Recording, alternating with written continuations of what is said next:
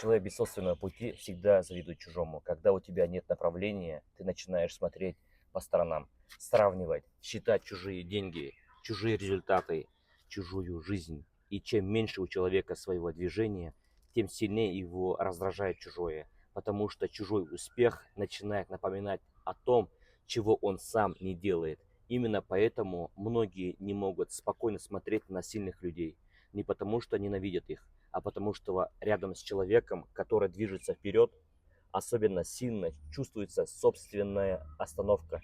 Человек со своим путем редко тратит время на сравнение. У него слишком много энергии уходит на собственные движения, на свои цели, на свою дистанцию. А человек без направления почти всегда живет чужими жизнями, следит, обсуждает, сравнивает, завидует, потому что когда внутри пусто, чужой результат начинается восприниматься как личное поражение.